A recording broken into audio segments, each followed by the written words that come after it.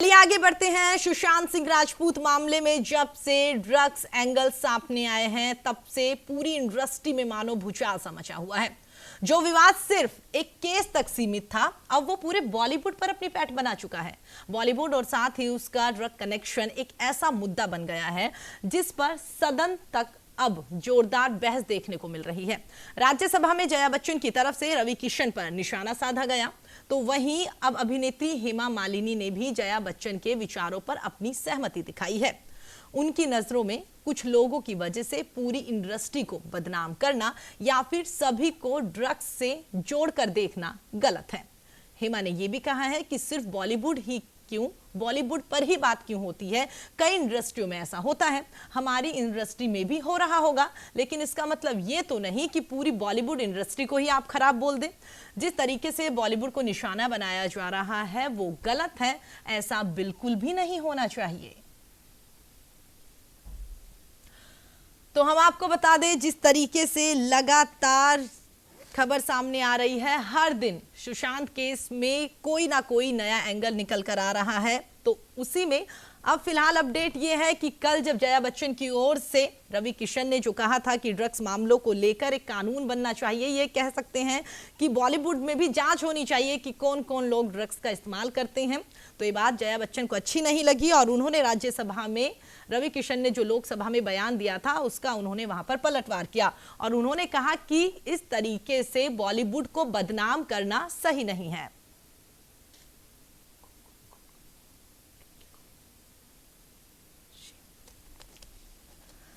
चलिए, खबर पर हमारे साथ चर्चा करने के लिए वरिष्ठ पत्रकार शिव हमारे साथ जुड़ गए हैं। शिव सर, जानना चाहेंगे, जिस तरीके से खबर सामने आ रही है कि वाकई सुशांत केस जो था उसको लेकर अभी तक कोई क्लियर बात समझ में नहीं आई है। उस केस को लगातार अभी एसबीआई भी जांच कर रही है और साथ ही बीच में एनसीबी की एंट्री हो गई थी, तो ये काफी अलग मैटर सामने आ रहा है। अब इसको लेकर पहले सिर्फ बॉलीवुड तक ये सीमित था, उसके बाद में राज्यों तक पहुंचा और अब तो संसद तक पहुंच गया।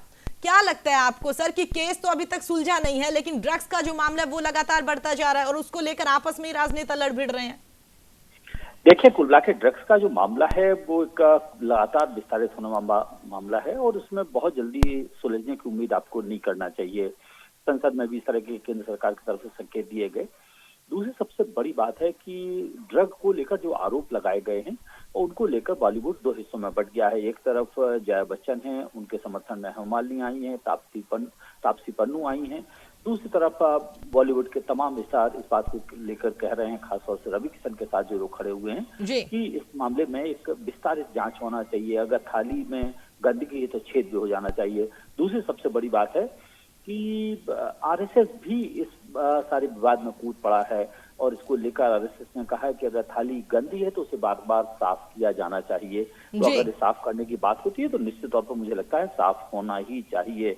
इसको छुपाने से, गंदगी को अगर कारपेट के नीचे आप रख देंगे तो गंदगी खत्म नहीं हो जाएगी। गंदगी है तो उसे निकालने की कोशिश होना चाहिए। बिल्कुल सर, सीबीआई जहां लगातार इस पूरे मामले को लेकर जांच कर रही है वो एक अलग मैटर है, लेकिन जिस तरीके से कहीं ना कहीं वाकई ये बात सही भी है कि ड्रग्स को लेकर अगर खुद जो सेलिब्रिटी है वो ही अगर इस तरीके से उसका सपोर्ट करेंगे तो आम लोगों पर इसका क्या असर पड़ेगा? निश्चित तौर पर आइकॉन होते हैं, फिल्मों में सब लोग जानते हैं, सारी चीजें दृश्य पर, पर्दे पर होती हैं, लोग उसको कॉपी करते हैं और इसलिए फिल्म इंडस्ट्री के जो नायक हैं, महानायक हैं, उन सबको इस बात को ध्यान रखना चाहिए कि लोग उनसे उम्मीद करते हैं और उम्मीद रखते हैं तो फिर आपको उसको पूरा करने की तरफ आगे बढ़ना चाहिए। जी, तो क्या लगता है सर, जिस तरीके से ये बयानबाजी चल रही है इससे आम जनता पर भी असर पड़ता है? क्योंकि कहीं ना कहीं लोग भी, जिस तरीके से आपने कहा कि हर किसी का कोई ना कोई आइकन होता है और अगर उनकी ओर से इस तरीके की बयानबाजी की जाए तो कहीं ना कहीं आम जनता जो है उस पर भी असर तो पड़ता ही है, क्योंकि संसद को काफी वरीयता दी जाती है, उसे काफी पवित्र माना जाता है और कहा जाता है कि वहां पर आम जन के कल्याण के लिए कानून बनाए जाएंगे या आम जन के कल्याण के लिए कुछ ऐसे कामकाज किए जाएंगे जो कि आम जनता की भलाई कर सके, लेकिन वहां पर अगर इस तरह के मामले उछले? देखिए, मामले तो उछलने चाहिए। अगर समाज में गलती है तो उस पर बातचीत होना चाहिए और मुझे लगता है बातचीत होने में कुछ भी गलत नहीं है।